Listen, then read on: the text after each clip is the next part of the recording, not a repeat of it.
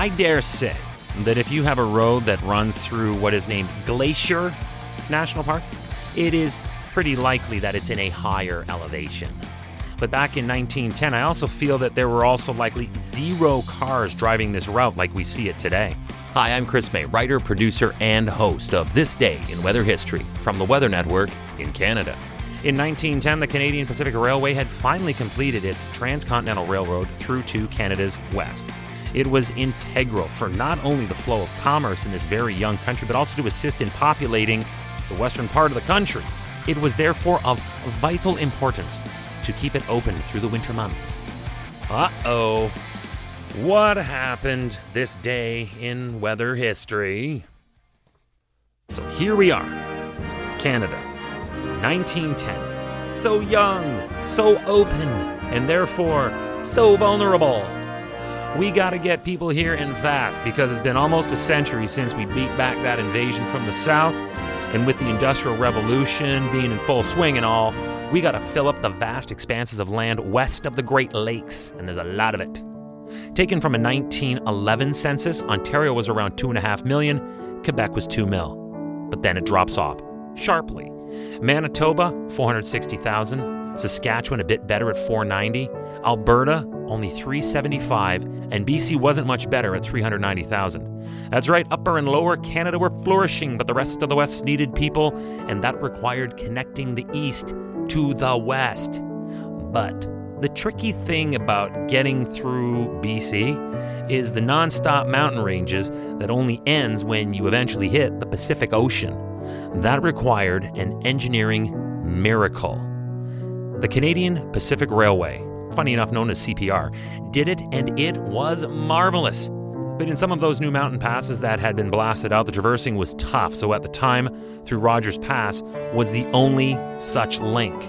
Because again, it was necessary.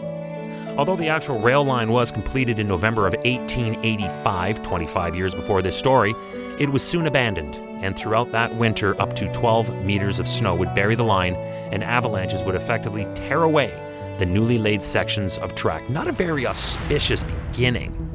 They tried to build a 6.5 kilometer defense line, that's about 4 miles, that cost a ton, but most of the route through the pass was still unprotected, meaning that men and equipment were often called upon to clear the track, and that's where our story takes off. The winter of 1909-1910 was one of those winters where the freeze, thaw, snow, rain, and wind patterns made for a dynamically unstable snowpack. There were several slides and avalanches to start 1910, and on March 1st, there was an avalanche that killed 96 men in the Wellington Avalanche in Washington State to the south.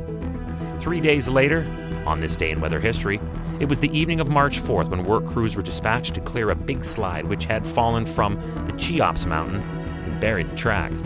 The crew consisted of a locomotive-driven rotary snowplow and 63 men, and time was ticking. The westbound CPR Train Number 97 was just entering the Rocky Mountains and bound for Vancouver. We had to clear this track. Half an hour before midnight, as the track was nearly clear, an unexpected avalanche from Avalanche Mountain swept down the opposite side of the track to the first fall. Remember that this day in weather history can be enjoyed a number of ways. Right now, you're listening to the full version of today's story on your favorite podcast provider. But there is also the daily video short. They're shot right here in my podcast recording studio, so you get that perspective, and oftentimes they will include visuals from that day's event from when it happened in weather history. So after listening to the full story here, go check out the podcast video short on television or online at theweathernetwork.com/weather history. The 1910 Rogers Pass avalanche killed 62 men, including 32 Japanese workers who were trying to clear a railroad line just outside of Revelstoke in Rogers Pass through the Selkirk Mountains, where around 400 meters of track was buried. The 91-ton locomotive plow brought in to clear the snow in the avalanche was thrown. It was tossed aside 15 meters, landing upside down. The wooden cars behind the locomotive were crushed, killing all but that one man in the crew. The only survivor was Billy LaChance, the locomotive fireman who had been knocked over by the wind that accompanied the fall. Recovery crews found no casualties to treat. They were buried alive in the 10 meters of hard-packed mountain snow. It was said to have been as eerie as the remains of Pompeii when they uncovered many of the dead still standing upright, frozen, in position. From the worst avalanche disaster in Canadian history, this day in weather history. Hey, do you like the podcast? We'd love to hear from you. If you have an idea, go right now to wherever you're listening to me and rate us if you would, please. It's on a 5-star system, and we would love as many stars as you can afford. So rate us, but then also review us. This way we can always stay on top of how you'd like to see the show evolve. Then remember to subscribe to this podcast. Click the subscribe or follow button right there on the very same podcast homepage you're listening on. You'll be immediately reminded that the next day is ready to listen to, and you also have access to every episode in the archives.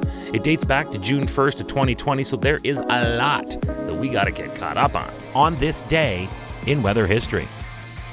Tomorrow is March 5th, and this is another tragedy that should never have happened.